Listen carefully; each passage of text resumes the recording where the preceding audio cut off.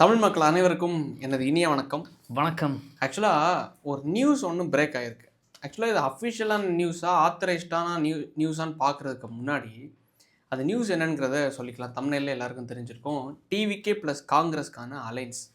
ஆக்சுவலாக இதுக்கு முன்னாடி ஒரு அலைன்ஸ் பேசிகிட்டு இருந்தாங்க. TVK ADMK alliance. நம்மளும் அதை விருப்பப்பட்டு பேசியிருந்தோம். அந்த அலைன்ஸ் வந்துச்சுன்னா ஈஸியாக திமுக நம்ம ஐயாவா அப்பாவை வீட்டுக்கு அனுப்பிச்சிடலாம் அப்படிங்கிற மாதிரி.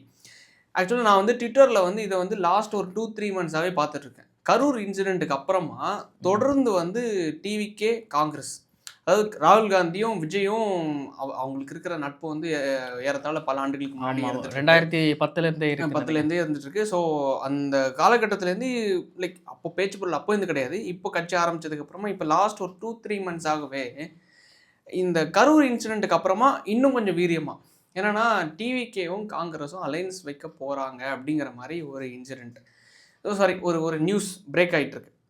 ஸோ அதை தாண்டி முக்கியமான ஒரு நபர், அது யாருன்னா கேசி வேணுகோபால்னு சொல்லிட்டு ஒரு நபர் இருக்கார். யாருன்னா கேரளாவில் ஒரு காங்கிரஸோட மூத்த லீடர், முன்னாள் தலைவர்லாம் சொல்ல முடியாது, அதாவது ஈஸ் அ நேஷ்னல் லீடர். அவரோட தலைமையில் தான் விஜய்கிட்டையும் ராகுல்கிட்டையும் ஒரு மீடியேட்டர் மாதிரி செயல்பட்டு மிகப்பெரிய லெவலில் பேச்சுவார்த்தை போயிட்டுருக்கு.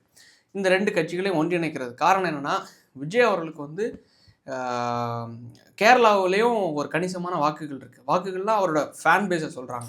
ஆக்சுவலாக இங்கே மாதிரி அங்கே ஃபேன்ஸை வச்சு அவங்க ஓட்டு போடுறது கிடையாது. ஏன்னா அங்கே பல நடிகர்கள் தோற்றவங்களும் இருக்காங்க. ஸோ அதனால் அங்கே என்னென்னா இவரோட வாக்குகள் அட்லீஸ்ட் ஒரு தொகுதியிலே 2 தொகுதியிலே எல்லா தொகுதியிலையும் ஒரு 1000, 2000, 3000 வாக்குகள் கிடைக்கிறது மூலமாக காங்கிரஸ் மறுபடியும் கேரளாவில் ஆட்சி பிடிச்சிடலாம் அப்படிங்கிற ஒரு கணக்கை கேசி வேணுகோபால் அவர்கள் போடுறாரு. கேசி வேணுகோபால் ஸ்டேட் லீடர் மட்டும் கிடையாது, இஸ் அ நேஷ்னல் லீடர். ராகுல் காந்தி அவர்கள்கிட்ட ரொம்ப நெருக்கமாக இருக்கார். அதை தாண்டி விஜய் அவர்கள்கிட்டையும் ஒரு மீடியேட்டர் மாதிரி செயல்பட்டு இருக்கார். ஸோ விஜய் அவர்களுக்கும் கடைசி கட்டத்தில் இந்த அலைன்ஸ் ஒர்க் அவுட் ஆகுமான்னு பார்த்தா ஷுவராக ஒர்க் அவுட் ஆகும். காரணம் என்னென்னா, நேற்றுக்கு கூட தந்தி டிவியில் இதுக்கு முன்னாடி வரைக்கும் டிபேட்னாலே நீங்கள் ஏடிஎம்கே கூட கூட்டணி போவீங்களா மாட்டிங்களா, கூட்டணி போக மாட்டேன்னு சொல்லிட்டு அஷூரன்ஸ் கொடுக்க முடியுமா முடியாதா, பிள்ளையார் சொல்லியை போட்டுட்டாருன்னு சொல்லிட்டு எடப்பாடி அவர்கள் பேசிட்டார். கூட்டத்தில் கொடி பறக்குது அப்படின்னு சொல்லிட்டு எடப்பாடி அவர்கள் பேசிட்டார். ஸோ அப்போ நீங்கள் ஏடிஎம்கே கூட கூட்டணி போக போகிறீங்க, அது நீங்கள் போக மாட்டீங்க அப்படிங்கிற மாதிரி ஒரு வார்த்தை சொல்ல முடியுமா அப்படிங்கிற மாதிரி டிபேட் போயிட்டு இருந்துச்சு. ஆமாம், லாஸ்ட் ஒரு 2-3 நாட்களாகவே டிபேட் எப்படி ஃப்ரேம் ஆகுது தெரியுமா? இடுமாவன் கார்த்தி அவர்களுடைய அந்த தந்தி டிவியில் ஒரு டிபேட் ஓடிட்டு இருந்துச்சு. அப்போ நம்ம பார்த்துருக்கும்போது ஒரு விஷயத்த நோட் பண்ணியிருந்தோம்.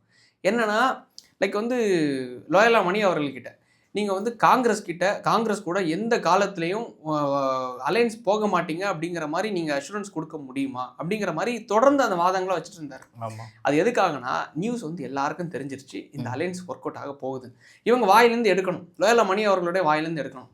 இது அலைன்ஸ் வரப்போகுதா வரலையா, நீங்கள் கொண்டு வரப்போகுதா வரலையான்னு இல்லை, வரப்போகுதுன்னு தெரிஞ்சிருச்சா அவங்களுக்கு. ஸோ அதனால் அதை போட்டு கிண்டிகிட்டு இருக்காங்க. உங்கள் வாயிலேருந்து நீங்கள் அதாவது இவர் அந்த முடிவு எடுக்க முடியாது. யார்? லோயலா மணி. அவன் ஜஸ்ட்டு அந்த கட்சியோட ஒரு ஸ்பீக்கர்.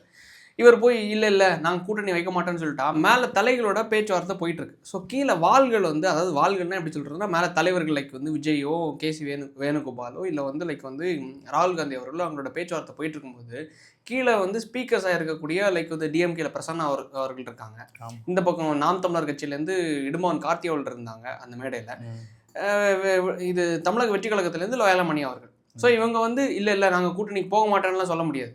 எங்கள் தலைமையில் யார் கூட்டணிக்கு வந்தாலும் நாங்கள் ஆதரிப்போம். அது டிஎம்கேவை வீழ்த்துறதுக்கு யார் வந்தாலும் நாங்கள் ஆதரிப்போங்கிறதா எங்களோட ஸ்டேட்மெண்ட்டு.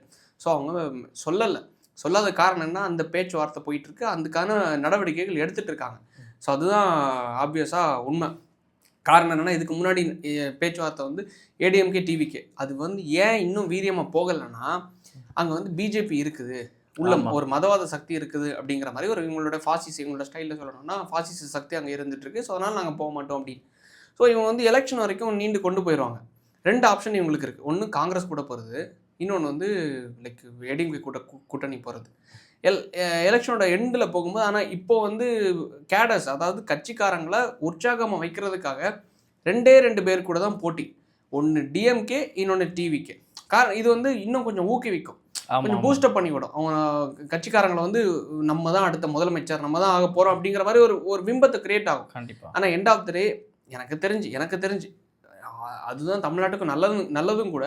99.9% வந்து கூட்டணிக்கு போயிடுவாங்க. நான் ஏன் சொல்கிறேன்னா, இப்போ தனிச்சு நிற்கிறாங்கன்னா எல்லா தொகுதியிலையும் தனிச்சு நிற்கிறாங்கன்னு வைங்களேன், பரவலாக ஓட்டுவாங்க. லைக் சீமான் ஒரு ஓட்டு வாங்கினார். சீமானுக்கு முந்தைய வந்த விஜய் அவர்களை மாதிரியே மிகப்பெரிய ஒரு லெவலில் மாசு இருந்த நபர் யாருன்னா லைக் வந்து விஜயகாந்த். இப்போ கூட சமீபத்தில் மக்கள் நீதி மையம் அவர் எந்த அளவுக்கு ஓட்டு வாங்கினார், கட்சி நபர்கள் அவர் வந்து கிட்டத்தட்ட ஜெயிக்கிற அளவுக்கு வந்துட்டார். ஆனால் என்ன, வானதி ஸ்ரீனிவாசன் கோயம்புத்தூரில் வந்து அவங்க கிட்டத்தட்ட ஒரு மார்ஜின் எனக்கு தெரிஞ்சு ஒரு 3 ட்ரிபிள் டிஜிட்டா இல்லை 4 டிஜிட் 1000 சம்திங்கில் தான் இழந்தார் அவரோட வெற்றி வாய்ப்பை. விஜயகாந்த் அவர்கள் வந்து ஒட்டுமொத்த தேமுதிக வந்து தமிழ்நாடு மொத்தமாக போட்டிட்டுச்சு. விருத்தாச்சலத்தில் 2006 வந்து ஜெயிக்கிறாரு விருத்தாச்சல தொகுதியில். ஸோ எல்லா ஹிஸ்ட்ரியும் நீங்கள் பார்க்கும்போது விஜய் அவர்கள் சரி ஓகே ஜெயிக்கிறதுக்கு வாய்ப்பு இருக்குது. ஆனால் அந்த கட்சிக்காரங்க எல்லாரும் ஜெயித்தா தானே அவங்க ஆட்சி பிடிக்க முடியும். கண்டிப்பாக. ஸோ அதுதானே நம்மளோட விருப்பமும் கூட. திமுக இருக்கக்கூடாது, சரி அவங்க அப்போ ஓகே மாற்று சக்தி ஒன்று வரணும். ஸோ அப்போ end of the day after all நம்மளே பேசுகிறோன்னா அவங்களுக்கு எவ்வளோ அரசியல் வித்துவான ஒரு ஞானிகள் இருப்பாங்க, எத்தனை பேர் அட்வைசர்ஸாக இருப்பாங்க, ஸ்ட்ராட்டஜிஸ்ட் இருப்பாங்க. ஜானா ராகேசாமிலாம் தூக்கி போடுங்க, அவரை விட்டுருங்க. அவர் வந்து அவர் இருக்கனால தான் இந்த அளவுக்கு இவருக்கு கெட்ட பேர். நல்ல ஒரு ஸ்ட்ராட்டஜிஸ்ட் இப்போ நிறைய பேர் அவர்களுக்கு அறிவுரை கொடுக்க ஆரம்பிச்சிருக்காங்க. தாண்டி விஜய் அவர்கள் வந்து தன்னிச்சையாக முடிவுகள் எடுக்க ஆரம்பிச்சிட்டாங்கன்னு சொல்லிட்டு கேள்விப்பட்ட நல்ல விஷயம். ஸோ அதனால் வந்து ஸோ டே பை டே வந்து இவங்க என்னென்னா அனலைஸ் பண்ணி சரியான கூட்டணிக்கு போகிறதுக்கான முடிவுகளை எடுப்பாங்கன்னு நம்புகிறேன். காரணம் என்னென்னா, இப்போ நீங்கள் ஒரு கேள்வி கேட்கலாம் என்னென்னா, லைக் திமுக வந்து அப்போ எப்படி காங்கிரஸ் இன்கேஸ் விட்டுச்சுன்னா, ஆமாம் திமுகவுக்கு என்ன பாதிப்பு என்ன சாதகம்? திமுகவுக்கு வந்து உண்மையிலே பாதிப்பு தான். 2016 வந்து ஏடிஎம்கே வந்து தனிச்சு நிற்குது. சரியா? சரி. அம்மா வந்து தனிச்சு நிற்கிறாங்க. இன்னொரு பக்கம் மக்கள் நல கூட்டணின்னு சொல்லிட்டு ஒரு ஸ்ட்ராங்கான கூட்டணி வந்து உருவாகுது. அதுதான் விஜயகாந்த் அவர்களுடைய வீழ்ச்சிக்கும் காரணம். 2011 விஜயகாந்த் அவர்கள் வந்து அம்மா அவர்கள் கூட, அதாவது ஜெயலலிதா அவர்கள் கூட கூட்டணியில இருந்து எதிர்கட்சி தலைவராக ஆனார். எம்எல்ஏ கிட்டத்தட்ட 40 சீட்டு கொடுத்தாங்க, 18 சீட்டு அவர் ஜெயித்து எதிர்கட்சி தலைவராகிறாரு. மிகப்பெரிய லெவலில் உள்ள போஸ்டிங்கில் உட்கார்றாரு. 2016 மட்டும் அவர் வந்து இவங்க கூட அலையன்ஸில் இருந்திருந்தாருன்னு வைங்களேன், ஈஸியாக இவங்களோட மறைவுக்கு அப்புறமா இவரோட அது எப்படி சொல்கிறது ஊக்கம்னு சொல்லுவாங்க இல்லை, அந்த ஒரு இவரோட ஒரு ஸ்கில்லில், அதாவது எடப்பாடி அவர்கள் அவரோட ஸ்கில்லை யூஸ் பண்ணி முதலமைச்சரானார். அதே மாதிரி எதிர்கட்சி தலைவராக அவர் வந்து ஆஃப்டர் ஆல் ஒரு எப்படி சொல்கிறார், அந்த டைமில் இருந்த ஒரு அமைச்சர், அவ்வளோதான். ஆனால் இவர் வந்து எதிர்கட்சி தலைவர். அப்போ இந்த எதிர்கட்சி தலைவர் ஆகியிருப்பார்ல, அந்த வாய்ப்பை 2016 திருமாவளவன் அவர்கள், வைகோ அவர்கள், ப்ளஸ் வந்து இவங்க கம்யூனிஸ்ட்டு, ப்ளஸ் அதை தாண்டி வந்து யார் மதிமுக விஜயகாந்த் அவர்கள், இவங்க எல்லாரும் ஒரு அணியாக நின்னாங்க. ஏடிஎம்கே மட்டும் ஒரு அணியாக நின்னாங்க. லைக் இவங்க எல்லாரும் ஒரு அணி, ஏடிஎம்கே ஒரு அணி, டிஎம்கே ஒரு அணியாக நின்னாங்க. ஸோ இவங்க எல்லாருமே களம் கண்டாங்களா? ஈஸியாக ஜெயித்தது யாருன்னா ஏடிஎம்கே. ஓட்டை பிரிச்சுட்டாங்க. ஏன்னா இவங்க எல்லாருமே ஓட்டை பிரிச்சுட்டாங்க. டிஎம்கே உள்ள வேண்டிய ஓட்டு எல்லாமே யாருக்கு விழுந்துருச்சு? இந்த பக்கம் மதிமுக, தேமுதிக, அதான் மக்கள் நல கூட்டணிக்கு வந்து பிரிஞ்சிருச்சு. ஏடிஎம்கே ஈஸியாக ஸ்வீப் பண்ணிட்டாங்க. ஜெயலலிதா மாதிரி ஒரு தனி பெரும்பான்மையில் வந்து ஆட்சி அமைக்கிறாங்க. ஸோ அந்த வாய்ப்பை வந்து 2016 வந்து அவங்க எடுத்துக்கிட்டாங்க, ஜெயலலிதா மாதிரி எடுத்துக்கிட்டாங்க. ஸோ அதே மாதிரி திமுக வந்து நினச்சிக்கிட்டாங்கன்னு வைங்களேன். ஏன்னா திமுகவுக்கு எந்த ஒரு வரலாறும் கிடையாது, தனியாக கூட்டணி கட்சிகள் இல்லாமல் ஜெயித்த வரலாறே கிடையாது. திமுக என்கிற கட்சி வந்து அங்கே அந்த 2016 சிங்கமாகிய அந்த அம்மா வந்து தனியாக நின்று ஜெயித்து வந்தாங்க. ஆனால் இந்த கூட்டத்தில் எத்தனை பண்ணிங்க சேர்ந்தாலும் சரி, ஐ மீன் நான் பண்ணிங்கன்னு சொல்கிறது வந்து அந்த ஒரு டயலாக சொல்கிறேன், எத்தனை பேர் சேர்ந்தாலும் சரி சேர்ந்தா ஜெயித்திடலாம். அதனால தான் அந்த ஸ்ட்ராட்டஜி வச்சு தான் ஜெயித்திருக்காங்க. ஆனால் வந்து திமுக வந்து தனிச்சு நின்னாங்கன்னு வைங்களேன், வாஷ் அவுட் அந்த முடிவு. ஏன்னா இவங்க எப்படி மூவ் பண்ணுவாங்கன்னா, காங்கிரஸ் சைட்லேருந்து நான் எப்படி பார்க்குறேன்னா, இப்போ காங்கிரஸ் ராகுல் காந்தி அவர்கள் ஸ்டாலின் அவர்கள்கிட்ட பேசினார். ஏன்னா பிஜேபியோட பீகார் எலெக்ஷன் முடிவுகள் வந்து நேற்றுக்கு வந்துச்சு. ஸ்வீப் பண்ணது யாருன்னா, தனி மெஜாரிட்டியில் ஜெயித்தது யாருன்னா பிஜேபி தான். இதுக்கு முந்தின தேர்தலை காட்டிலும் இப்போ வந்து பல மடங்காக ஜெயித்திருக்காங்க. காங்கிரஸ் வந்து அப்படியே தோற்று கிட்டத்தட்ட பல மடங்காக இருந்த காங்கிரஸ் வந்து அப்படியே கீழே விழுந்துட்டாங்க. ஸோ காங்கிரஸ் அங்கே மைனஸ் ஸ்கோர் பண்ணது யாருன்னா பிஜேபி. ஸோ அப்போ காங்கிரஸோட நிலைப்பாடு என்னவாக இருக்கும், சரி பீகாரை நம்ம விட்டுட்டோம். ஆமாம். அப்போ என்னென்னா சவுத் சைடு தமிழ்நாட்டுக்கு எலெக்ஷன் வருது. ஸோ தமிழ்நாடையாச்சும் நம்ம ஃபோக்கஸ் பண்ணணும். தமிழ்நாடையும் விட்டுட்டோம்னா அவங்களுக்கு வந்து பவர் சுத்தமாக இருக்காது. ஸோ அப்போ அவங்க என்ன நினைப்பாங்க, ஸோ இங்கே இன்கேஸ் ராகுல் காந்தி விஜய் அவர்கள் ஒரு வேளை ஏடிஎம்கே கூட லாஸ்ட் டைமில் கூட்டணி போயிட்டாருன்னு வைங்களேன். அவர் என்ன சொல்லிட்டாரு, இந்த எலெக்ஷனில் வந்து நம்மளுக்கு மாநில சுயாட்சி, அதாவது வந்து திமுகவை வீழ்த்துறதா நம்மளோட இலக்கு. ஸோ வந்து நம்ம வந்து ஸ்டேட் அட்டானமஸ்க்காக நம்ம வந்து பிஜேபியை 2029 எம்பி எலெக்ஷனில் பார்த்துக்கலாம். அதனால இவங்க கூட ஒன்று சேர்ந்து திமுகவை வீட்டுக்கு அனுப்புறதுக்கான வேலையில் ஈடுபட்டாருன்னா அது யாருக்கு பின்னடைவு? டிஎம்கேவுக்கும் காங்கிரஸுக்கும் பின்னடைவு. கரெக்டாக? கண்டிப்பாக. அப்போது டிஎம்கேவும் காங்கிரஸும் தோத்துரும். பீகார்லேயும் தோல்வி, இங்கேயும் காங்கிரஸுக்கு தோல்வி. கரெக்டாக? அப்போ காங்கிரஸுக்கு திருப்பியும் ஒரு தோல்வி வரும்போது காங்கிரஸ் முடிவெடுக்க வேண்டிய நிலைமையில இருக்கு இப்போ தற்போதைக்கு. காங்கிரஸ் அங்கேயும் ஒரு தோல்வி வரும்போது ஏடிஎம்கே, பிஜேபி, தாவேகா ஈஸியாக ஜெயித்துரும். பிஜேபி அது மூலமாக உள்ளே வந்துடும், அதுவும் ஒரு விஷயம். ஆனால் ஈஸியாக ஜெயிக்கக்கூடிய அணி அதுவாக இருக்கும்னா தாவேகா இருக்கக்கூடிய அணியாக இருக்கும். இந்த பக்கம் ஏன்னா யங்ஸ்டர்ஸ் அங்கே இருக்காங்க, இந்த பக்கம் வந்து டிஎம்கே வந்து தனிச்சு நின்று தோல்வியை தான் அடைவாங்க. ஸோ அதனால் காங்கிரஸ் என்ன பண்ணுவாங்கன்னா இந்த வாய்ப்பை விட மாட்டாங்க. ராகுல் காந்தி அவர்களுடைய பெர்ஸ்பெக்டிவில் நான் பார்க்குறேன், அவரோட பார்வையில் இந்த வாய்ப்பை விட மாட்டாங்க. அது ரொம்ப சிம்பிளாக ஒரு சினாரியை மட்டும் யோசிச்சு பாருங்கள். அதாவது என்னென்னா அது ஒரு மேடையில் ராகுல் காந்தி அவர்கள் இருக்காங்க, விஜய் இருக்கார், சிதம்பரம் அவர்கள் இருக்காங்க, அந்த அரசியல் கட்சியோட தலைவர்கள் எல்லாரும் இருக்காங்க. இந்த மேடை எந்த அளவுக்கு மக்களை வந்து ஈஸியாக தேர்ந்தெடுக்கக்கூடிய ஒரு மேடையாக இருக்குன்னு மட்டும் யோசிச்சு பாருங்கள். ஈஸியாக ஸ்வைப் பண்ணிடுவாங்க. காங்கிரஸ் டிவிக்கே சேர்ந்துருச்சுன்னு வைங்களேன், காங்கிரஸுக்கும் இங்கே ஒரு பலம், விஜய்க்கும் ஒரு பலம், ஈஸியாக ஆட்சி பிடிச்சிருவாங்க. அவங்களுக்கு வந்து அந்த டைமில் யார் சிஎம் என்கிற ஒரு போட்டி இருக்காது. காரணம் என்னென்னா ஏடிஎம்கே வந்து ஸ்டேட் பாலிடிக்ஸை ஃபோக்கஸ் பண்ணிட்டு இருக்காங்க, காங்கிரஸ் வந்து சென்ட்ரல் பாலிடிக்ஸை ஃபோக்கஸ் பண்ணிட்டு இருக்காங்க. ஸோ அப்படி இருக்க பட்சத்தில் காங்கிரஸுக்கு வந்து இங்கே முதலமைச்சராக அவங்க உட்காரதை தாண்டி இங்கே வந்து சீட்டு பெருசாக கிடச்சிரும்ல. இவங்ககிட்ட 20 சீட்டுக்கும் 10 சீட்டுக்கும் 40 சீட்டுக்கும் டிஎம்கே கிட்ட நம்ம வந்து மல்லு கட்டுறதுக்கு டிவிகே கிட்ட போயிட்டோம்னா ஈஸியாக சரி ஓகே நீங்கள் 234 தொகுதிகள் மொத்தம் இருக்குது, டோட்டல் தொகுதிகளில் எனக்கு வந்து ஒரு 100 தொகுதிகள் கொடுத்துருங்க, 120 தொகுதிகள் கொடுத்துருங்க. ஸோ இப்போ காங்கிரஸ் வளருதில்ல. ஸோ இப்போ காங்கிரஸ் வளர்றது மூலமாக அவங்க சிஎம்ஐ இருக்கிறாங்களோ இல்லையோ, காங்கிரஸ் ஆட்சியில் உட்காந்துட்டாங்கன்னா அவங்க வந்து ஒரு பெரும்பான்மையான இங்கே ஒரு கவர்மெண்ட்டை வச்சுருக்காங்கன்னு அவங்களுக்கும் ஒரு ஸ்ட்ரென்த்து தானே. ஸோ அதை அவங்க விரும்புவாங்க. அப்போ இங்கே வந்து யார் சிஎம் என்கிற ஒரு போட்டி வந்து இருக்காது. ஈஸியாக வந்து யார் இருப்பாங்கன்னா விஜய் அவர்கள். ஸோ அந்த ஸ்ட்ராட்டஜி ஒன்று ப்ளே ஆகிட்டுருக்கு. ஸோ அப்படி இருக்கும்போது என்னோட பார்வையில் நான் எப்படி பார்க்குறேன்னா, காங்கிரஸ் டிவிக்கு அலையன்ஸும் ஒர்க் அவுட் ஆகும், ஏடிஎம்கே டிவிக்கு அலையன்ஸும் ஒர்க் அவுட் ஆகும். ஆனால் டிவிக்கு தனிச்சு நின்னாங்கன்னா டிவிக்கில் விஜய் அவர்கள் மட்டும் ஜெயிப்பார். ஆனால் மிச்சம் உள்ள ஒரு 10 பேர் ஜெயிக்கலாம், அதிகபட்சமாக கணக்கு போடலாம், ஒரு 5 பேர் ஜெயிக்கலாம், இல்லை ஒரு 10 பேர் ஜெயிக்கலாம். ஆனால் ஆட்சி அமைக்கிறதுக்கு எத்தனை சீட் வேணும்? மோர் தென் 100 ஆட்சி அமைக்கிறதுக்கு நீங்கள் மெஜாரிட்டி ப்ரூவ் பண்ணணும். ஸோ அப்படி இருக்க பட்சத்தில் எப்படி நம்ம வந்து, ஏன்னா 234 தொகுதிகள் இருக்குது டோட்டலாக. ஸோ அந்த 234 தொகுதிகளில் நீங்கள் தன்னிச்சையாக ஜெயித்து வரணும், இல்லை கூட்டணி கட்சியாக ஜெயித்து வரணும். அப்படி எதுவும் இல்லாமல் இருக்கும்போது டிவிகேக்கு வந்து இந்த 2 ஆப்ஷன்ஸ் இருக்கிறது வந்து அவங்களுக்கு ஒரு பெரிய ஒரு லட்டு கிடைச்சது மாதிரி நான் பார்க்குறேன். இருந்தாலும் காங்கிரஸ் இருக்கிறது அது பெரிய டிஸ்அட்வான்டேஜ் ஒன்று இருக்குல்ல மக்கள். ஏன்னா ராகுல் காந்திக்கு நல்ல பேர் இருக்குது, பட் அந்த காங்கிரஸுக்கு ஒரு கெட்ட பேர் இருக்குது. 2009 வந்து காங்கிரஸுக்கு ஒரு அந்த கெட்ட பெயர் இருந்துச்சு. ஸோ அதை வந்து நாம் தமிழர் கட்சி அந்த கொள்கையில் ரொம்ப ஸ்ட்ராங்காக இருக்காங்க. எந்த காரணத்திலும் காங்கிரஸுக்கு கூட நாங்கள் கூட்டணி வைக்க மாட்டோம். டிஎம்கேக்கு அந்த கொள்கையே கிடையாது. காரணம் என்னன்னா டிஎம்கே வந்து அதுக்கு சப்போர்ட்டாக போனவங்க. ஆமாம், டிஎம்கே பிஜேபியும் கூட்டணி வச்சிருக்காங்க, காங்கிரஸ் டிஎம்கே வந்து பிஜேபி கூட 2004 அந்த பீரியடில் வந்து 16 வந்து கூட்டணி வச்சுருந்தாங்க. லைக் வந்து பிஜேபி வந்து, ஸோ இவங்க டிஎம்கே பிஜேபி கூட கூட்டணி வச்சுருக்காங்க, இவங்க கூட கூட்டணி வச்சுருக்காங்க காங்கிரஸ் கூட. இப்போ ஸ்டில் காங்கிரஸ் கூட கூட்டணியிலே இருக்காங்க. ஸோ அப்படி இருக்கிற பட்சத்தில் அவங்களுக்கு அதெல்லாம் பிரச்சனை இல்லை, டிஎம்கேக்கும் பிரச்சனை இல்லை, நாம் தமிழர் எந்த காலத்துலேயும் அந்த முடிவு எடுக்க மாட்டாங்க. தாவேகாவை பொறுத்த மட்டும் அந்த முடிவு அவங்களுக்கு ஒரு பெரிய பொறுத்தாக தெரில. காரணம் என்னென்னா, இன்னொரு விஷயம் அது ஏன் அஃபெக்ட் ஆகாதுன்னா, இங்கே டிவிக்கு காங்கிரஸ் கூட்டணி இருக்கும்போதும் மக்கள் ஓட்டு போட்டிருக்காங்க. யாருக்கு? காங்கிரஸுக்கு. உங்களுக்கு தெரியும், அதாவது என்னன்னா நம்ம தொகுதி கன்னியாகுமரி தொகுதி. ஸோ கன்னியாகுமரியில் எத்தனை மக்கள் வந்து இந்த ஈழ பிரச்சனையை மனசில் வச்சுட்டு ஓட்டு போட்டாங்க? யாருமே கிடையாது. எல்லாருமே எதுக்காகனா மதம், கிறிஸ்டியன், ஹிந்து. பிஜேபி ஓட்டு போட்டால் ஹிந்து, லைக் வந்து ஹிந்து வேட்பாளர் யாரை நிப்பாட்டுவாங்கன்னா ராதாகிருஷ்ணன். பிஜேபி அவங்க நிற்கிறாங்கன்னா யாருன்னா ராதாகிருஷ்ணன் அவர்கள்.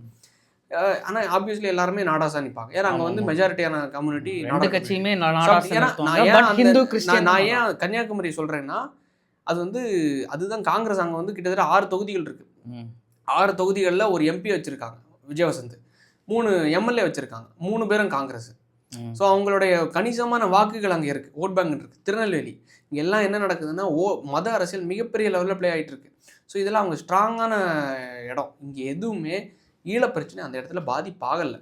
ஸோ அதனால தான் இன்னைக்கு வரைக்கும் மக்கள் வந்து மதத்தை மதமாக அவங்க மதம் பிடிச்சது மாதிரி கண்ணை மூடிட்டு போய் அந்த காங்கிரஸ் கட்சிக்கு ஓட்டு போட்டிருக்காங்க. நான் ஓட்டு போட மாட்டேன். ஆனால் அது மன்னிக்கவும், 2021 தேர்தலில் இப்போ எனக்கு 24 வயசு தான் ஆகுச்சு. 2021 தேர்தலில் எனக்கு என்ன 20 19 20 21 வயசு இருக்கும்னு நினைக்கிறேன். நான் ஃபஸ்ட்டாக ஓட்டு போட்டது காங்கிரஸுக்கு. ஏன்னா எனக்கு தெரியாது, ஈழப்பிரச்சனையும் தெரியாது, எதுவும் தெரியாது. தெரியும், ஆனால் இந்த அளவுக்கு மிகப்பெரிய லெவலில் இவங்க ஒரு பங்காற்றி இருக்காங்க அப்படிங்கிறது நம்மளுக்கு தெரியாது. தெரியாத பட்சத்தில் நான் ஒரு கருப்பு புள்ளியை, அதாவது ஒரு தவறான செயலை முதல் தேர்தலில் பண்ணிட்டேன். அது எப்போனா 2021 எம்எல்ஏ எலெக்ஷன் நடக்குது. எம்எல்ஏ எலெக்ஷனுக்கு நான் வாக்களித்தது வந்து நாம் தமிழருக்கு. 2019 வந்து எம்பி எலெக்ஷன் நடக்குது. அந்த தேர்தலில் வாக்களித்தது யாருக்குன்னா விஜய் வசந்துக்கு. ஏன்னா நமக்கு தெரியாது. ஸோ அப்படி இருக்க பட்சத்தில் சில தவறுகளை செய்து விட்டோம். அது மாதிரி சில இளைஞர்கள் தவறுகளை செஞ்சுருப்பாங்க. இந்த தேர்தலில் தவறுகளை செய்ய மாட்டாங்கன்னு நம்புகிறேன். ஆனால் அதை தாண்டி வந்து மக்கள் வந்து அதை பெருசாக பொருட்படுத்தலைங்கிற நான் நினைக்கிறேன், ஃபீல் பண்ணுறேன். ஏன்னா இவ்வளோ தேர்தல் கிட்டத்தட்ட ஒரு 15-16 ஆண்டுகள் ஆகிடுச்சு. இந்த 16 ஆண்டுகள் ஆனதுக்கப்புறமாவும் அதை வந்து யோசிச்சுட்டு இருக்காங்களா? ஸோ இவ்வளோ ஹிஸ்ட்ரியை நீங்கள் அந்த எலெக்ஷன் ஹிஸ்ட்ரியை நீங்கள் பார்க்கும்போது அதை வச்சு அவங்க பேஸ் பண்ண அந்த இன்சிடெண்ட்டை பேஸ் பண்ணி வாக்களிச்சிருக்காங்களான்னு கேட்டால் இல்லை. ஏன்னா அதனால தான் காங்கிரஸ் ஜெயித்துட்டு. ஆனால் கன்னியாகுமரி தவிர மற்ற மாவட்டங்களில் அது பாதிப்பு இருக்குதானே? இல்லை, சீட்டு இருக்காங்கல்ல, இருக்கு. கம்பேரிங் டு கன்னியாகுமரி அது ரொம்ப லோவா தான். கன்னியாகுமரி விட்டுருங்க, அது மத பிடிச்ச ஊர். அது வந்து மதம் பிடிச்ச ஊர். கன்னியாகுமரி விட்டுருங்க, நான் கன்னியாகுமரி சொல்லலை. நான் என்ன சொல்கிறேன், 2009 2000 இன்னைக்கு வந்து 26-25 வரைக்கும் காங்கிரஸ் எக்ஸிஸ்டிங்காக இருக்காங்களா இல்லையா? தேஞ்சிட்டு இருக்காங்க, கரெக்டு. ஆனால் அவங்களுக்கு ஓட் பேங்க் இருக்குதா? இருக்குது. காரணம்னா ஆன்டி பிஜேபியோட ஸ்டாண்டு. ரெண்டாவது இன்னொன்று என்னன்னா, நாங்கள் வந்து காலங்காலமாக காங்கிரஸுக்கு ஓட்டு போடுறோம்னு நினைக்கிறவங்க இருக்காங்கல்ல, அந்த மாதிரி பிளட்ல இருக்கிற சில அந்த பி பிளட் ஏ பிளட்டை தாண்டி இந்த காங்கிரஸ் பிளட் சிலருக்கு ஓடிட்டு இருக்கும், இந்த திமுக பிளட் மாதிரி. ஸோ அந்த பிளட்ல இருக்கிறதுங்கெல்லாம் காலங்காலமாக என்னன்னா காங்கிரஸ் ஓட்டு போடுறவங்க இருப்பாங்க. அப்போ அவங்க யாருக்கு ஓட்டு போடுறாங்கன்னா, சரி டிஎம்கே காங்கிரஸ் கூட்டணி இருக்கு, அவங்களுக்கு கண்ணை மூடிட்டு வாக்களிச்சிடலாம் அப்படிங்கிற மாதிரி நிலைப்பாட்டுக்கு வருவாங்க. ஆனால் எனக்கு தெரிஞ்சு டிவிகே காங்கிரஸ் அலைன்ஸ் சேர்ந்துருச்சுன்னா இதெல்லாம் கண்ணுலேருந்து மறந்துடும். ஏன்னா இவங்க எல்லாம் லைக் வந்து ஒரு மாற்றத்தை எதிர்பார்த்துருக்காங்க. இப்போ வந்து லைக் எக்ஸாம்பிளுக்கு நீங்கள் சொன்ன மாதிரி டிவிகே காங்கிரஸ் சேர்ந்துருச்சு. இவங்க என்ன நினைக்கிறாங்கன்னா, 16 ஆண்டுகளுக்கு முன்னே காங்கிரஸ் வந்து இந்த மாதிரி ஒரு தப்பை பண்ணாங்க. தவறு பண்ணது மூலமாக நம்ம இத்தனை லட்சம் மக்களை வந்து இழந்திருக்கோம். கண்டிப்பாக. ஸோ அதனால் இன்னைக்கு வந்து ஓகே, இந்த கூட்டணியை நம்ம அவாய்ட் பண்ணிட்டு திருப்பி டிஎம்கேக்கு ஓட்டு போடுற நிலைமைக்கு மக்கள் வருவாங்களா? அவங்ககிட்ட கேட்குறேன். உங்ககிட்ட கேட்குறது மக்கள்கிட்ட கேட்குற மாதிரி. அதாவது இங்கே ஒரு கொடுங்கால ஆட்சி இருக்குது, சர்வாதிகார ஆட்சி இருக்குது, இன்னைக்கு இருந்துட்டு இருக்கிற பிரச்சனை. ஸோ இன்னைக்கு இந்த பிரச்சனைக்கு சொல்யூஷன் என்னென்னா இந்த கட்சிக்கு ஓட்டு போடுறது. ஸோ அப்போ இவங்களை தவிர்த்துட்டு இந்த கட்சி ஒரு 16 ஆண்டுகளுக்கு முன்னாடி ஒரு தப்பு பண்ணியிருக்காங்க. எல்லாரும் தப்பு பண்ணியிருக்காங்க. ஏடிஎம்கேயும் தப்பு பண்ணியிருக்கு, கருப்பு புள்ளி உங்களுக்கு தெரியும்ல, தூத்துக்குடி பிரச்சனை. டிஎம்கேயும் தப்பு பண்ணியிருக்கு, மாஞ்சோலை தெரியும்ல, விரட்டி சுட்டு கொண்டது. இப்போ தெரியும்ல உங்களுக்கு கள்ளச்சாராயம் பிரச்சனை, டாஸ்மாக்லேயும் கள்ளச்சாராயம், எல்லாத்துலேயும் இது பண்ணுறாங்கல்ல. ஸோ இங்கேயும் ஒரு பிரச்சனை இருந்துட்டு இருக்கு. இவனுக்கும் ஒரு கருப்பு புள்ளி, காங்கிரஸுக்கு ஒரு பெரிய கருப்பு புள்ளி, 16 பெரிய புள்ளி. ஆனால் அதுக்கடுத்து அவங்க வந்து ஆட்சியில் இல்லை, மேலேயும் இல்லை, இங்கேயும் இல்லை. அதான் மாறி ஈக்குவலான ஆப்போசிட் சப்போர்ட் கொடுத்துட்டு டிஎம்கேயும் காங்கிரஸும் அவங்க ஒரு என்ன சொல்ல ஒரு ஒப்பந்தத்தில் மறுபடியும் அவங்க இருக்காங்க. ஆமாம், அவங்க இருந்துட்டு இருக்காங்க. நான் கேட்குறது என்னன்னா, ஸோ இந்த சொல்யூஷன் வேண்டாம்னு அந்த 16 ஆண்டுகளுக்கு முன்னாடி நடந்த இன்சிடென்ட் வச்சு மக்கள் வாக்களிப்பாங்களான்னு ஒரு விஷயம் சந்தேகமா இருக்கு. கண்டிப்பா மக்கள் மறந்துருக்கலாம். பட் விஜய் அவர்கள் என்ன டிசிஷன் எடுக்க போறாருன்னு தெரியல. பட் இல்ல, நான் என்ன வந்து பல ஆப்ஷன்ஸ் இருக்கு. இது நம்ம உங்களோட சஜஷன் தான். மேபி காங்கிரஸ் கூட நீங்க இல்ல, நான் சஜஸ்ட் பண்ணல, இதை நான் வந்து ரெக்கமெண்ட் பண்ணல. ஆக்சுவலாக இது என்னன்னா, பேசப்பட்ட சமூக வலைத்தளங்களில் பேசப்பட்டு இருக்கிற ஆத்தரைஸ்டான நியூஸ். சரி, அதாவது வந்து இது நான் ஏதோ சும்மா எவனோ மீம் பேஜில் போட்டுட்டான், வாட்ஸ்அப் ஷேர் பண்ணி வந்துச்சு அப்படிங்கிற மாதிரி சொல்லலை. சமூக வலைத்தளங்களில், அதாவது எக்ஸில் வந்து பேச்சு பொருளான ஒரு விஷயம் நான் கடந்த ஒரு 3 மாதமாக பார்த்துருக்கிற விஷயத்தில் அதில் வந்து ஃபஸ்ட்டு வந்து ஏடிஎம்கே டிவிக்கே ஒரு பேச்சு போயிட்டு இருந்துச்சு. இப்போ என்னென்னா காங்கிரஸ் டிவிக்கே. ஸோ இது நான் என்ன பார்க்குறேன்னா, இந்த அலைன்ஸ் நான் செட் ஆகணும் அப்படிங்கிற, நான் விஜய் இவர் கூட போகணும் அவர் கூட போகணும்னு நான் நினைக்கிறதெல்லாம் அவர் பண்ண முடியாது. ஆனால் இப்படி இருந்துச்சுன்னா இந்த நிலைப்பாட்டை மக்கள் எடுப்பாங்க. காங்கிரஸ் கூட போச்சுன்னா இந்த நிலைப்பாடு, இல்லை ஏடிஎம்கே கூட போச்சுன்னா இந்த நிலைப்பாடு. ரெண்டுத்துக்குமான சொல்யூஷன் என்ன? டிஎம்கே அங்க இருக்கக்கூடாது. ஆமா, அதுதான் நம்ம மேஜர் கோலே. அதான். பட் அந்த கோல் அடையிறதுக்காக தானே மக்கள் பார்ப்பாங்க. இருந்தாலும் விஜய் அவர்கள் தமிழ் தேசியமும் திராவிடமும் இரு கண்கள்னு சொல்லியிருக்காரு. அதுல ஒரு கண்ணான தமிழ் தேசியத்தை நேரடியா இனப்படுகொலை செஞ்ச அதுக்கு துணை போன காங்கிரஸ் கூட நம்ம மக்கள் வருங்காலத்துல கேள்வி கேட்பாங்கல்ல. இன்னைக்கு மக்கள் வந்து இதை பத்தி சிந்திக்காம இருக்கலாம். பட் வந்து மக்கள் இப்போ வந்து டிவிகே கட்சிக்காரங்க கூட இப்பதான் அரசியலை வந்து நோக்கி கொண்டிருக்காங்க, தேடுறாங்க எல்லாமே. பட் அவங்க வென் ஃபைண்ட் த ட்ரூத் அந்த டைம் வர நேரம் விஜய் அவர்களுக்கு முடிவு வந்து தப்பா இருக்கும்னு வருங்காலத்துல ஏதாவது பாதிப்பு அந்த அளவுக்கு யோசிச்சிருந்தாங்கன்னா மக்கள் என்னைக்கும் அறிவாளியா இருப்பாங்க. இதான் என்னோட முடிவு. நீங்க கேட்ட கேள்விக்கான முடிவு இதுதான். இந்த அளவுக்கு மக்கள் யோசிச்சிருந்தாங்கன்னா ஸ்டாலினுக்கு ஓட்டு போட்டிருக்க மாட்டாங்க, காங்கிரஸ் ஓட்டு போட்டிருக்க மாட்டாங்க, யாருக்கும் ஓட்டு போட்டிருக்க மாட்டாங்க, கரூருக்கும் மக்கள் சென்றிருக்க மாட்டாங்க, 41 உயிர்கள் பலியாயிருக்காது. மக்கள் தெளிவானவங்களா இருந்திருந்தா. விஜய் பிடிக்குதா? பிடிச்சிருக்கு. விஜய்க்கு வாக்களிக்கிறேன்னா நான் அன்னைக்கு வாக்களிக்கிற டைம் நான் வாக்களிக்கிறேன், டிவியில் நான் பார்த்துக்கிறேன், ஃபோனில் பார்த்துக்கிறேன். மக்கள் அறிவாளிகளாக இருந்திருந்தா கேரளாலன்னு தெரியும்ல, வெளிநாட்டில் தெரியும்ல, அதான் பண்ணியிருப்பாங்க. நீங்கள் இந்த அளவுக்கு எலாபரேட்டாக கேட்குறதுக்கு அது இந்த சூரி ஒரு படம் உண்டு, உனக்கு இங்கிலீஷ் பேச தெரிஞ்ச உனக்கு யார்கிட்ட வந்து பேசணும்னு தெரியலையே கண்ணா அப்படின்னு. அதே தான் நீங்கள் கேள்வி கேட்க தெரிஞ்ச உங்களுக்கு யாருக்கிட்ட கேட்கணும்னு தெரியாம நீங்க சொல்றீங்க. மக்கள்கிட்ட தான் கேட்கிறேன், விஜய் ஃபேன்ஸ் தனித்துவமா கேட்கல. நான் விஜய் ஃபேன்ஸ் சொல்லல, நீங்க அத சொல்லலையா? நான் விஜய் ஃபேன்ஸ் சொல்லல. விஜய் ஃபேன்ஸ் மட்டும் வாக்களிச்சு திமுக ஜெயித்திருக்குன்னு நினைக்கிறீங்களா? மக்கள் தானே வாக்களிச்சு திமுக ஜெயித்திருக்கு. குறிப்பா தமிழக மக்கள் தானே. ஏன்னா வந்து இன்னைக்கு நம்ம அரசியல் நிலைப்பாடு ஒன்றா இருக்கலாம், போக போக ஹிஸ்டரி தெரிய புரிய புரிய நம்ம மாறலாம். அதே தமிழக மக்கள் தானே திமுக வாக்களிச்சாங்க, அதே தமிழக மக்கள் தானே காங்கிரஸ்க்கும் வாக்களிச்சாங்க. நீங்கள் இவ்வளோ தூரம் கேள்வி எழுப்புறீங்கன்னா அப்போ அவன் வந்து யோசிச்சிருக்கணும்ல, அன்னைக்கு இப்படி நடந்துச்சு அப்படிங்கிறது. அப்போ முட்டாள் யாரு? தமிழக மக்களா, அந்த காங்கிரஸ் கட்சியோட தலைவரா, இல்லை வந்து திமுக தலைவரா? தமிழக மக்கள், குறிப்பாக தமிழக மக்கள். அது நீங்க வந்து டிவிகே காரங்க, பிஜேபி காரங்க, காங்கிரஸ் காரங்கலாம் சுருக்க முடியாது. அதுல எல்லாருமே இருக்காங்க, வடிகட்ட நம்மளும் இருக்கோம். ஏன்னா நம்மளும் அந்த கட்சிகளுக்கு தான் ஓட்டு போட்டோம். ஆமா, கண்டிப்பா. சோ உங்களுக்கும் தெரியும், நீங்க நானும் தமிழக மக்கள் தானே, அதுவும் நான் என்னையும் சார்ந்து தானே. நானும் முட்டாள், நீங்களும் முட்டாள். ஏன்னா நம்ம வந்து போன யாருக்கு ஓட்டு போட்டோம்? காங்கிரஸ்க்கு. யாருக்கு? விஜயவசத்துக்கு. ஸோ அப்படி இருக்க பட்சத்துல நம்மளும் அந்த கூட்டத்துல தான் இருக்கும். ஸோ அப்படி இருக்க பட்சத்துல நான் வந்து இவ்வளோ கேள்விகள் நீங்க கேட்குறீங்கல்ல, அந்த எல்லாம் மக்கள் அனலைஸ் பண்ணிட்டு இருந்தாங்க, நான் என்றைக்கோ திருந்திருப்பாங்க. ஸோ அப்படி இருக்க பட்சத்தில் என்னோட கணிப்பு என்னென்னா, இந்த ஆத்தரைஸ்டான ஒரு நியூஸுங்கிறது விஜய்க்கு ஒரு பெரிய ப்ளஸ் பாயிண்டாக இருக்கும், ஒரு பெரிய பூஸ்டப்பாக இருக்கும். ஸோ நான் சொல்கிறது அவர் செய்ய போகிறது கிடையாது. அப்படிங்கிற பட்சத்தில் நல்ல ஒரு முடிவை அவர் எடுப்பாருங்கிறத நம்புகிறேன். யார்? திரு விஜய் அவர்கள். இந்த நியூஸ் உண்மையாக இருக்கிற பட்சத்தில் தனிச்சு நின்னா 2031 வரைக்கும் வெயிட் பண்ண வேண்டியது இருக்கும். சேர்ந்து நின்னாங்கன்னா 2026 ஸ்வீப் பண்ண வேண்டியது வரும். யார் கூட போகலாம்ங்கிறத பொறுத்து இருந்து தான் பார்க்கணும். நன்றி, வணக்கம்.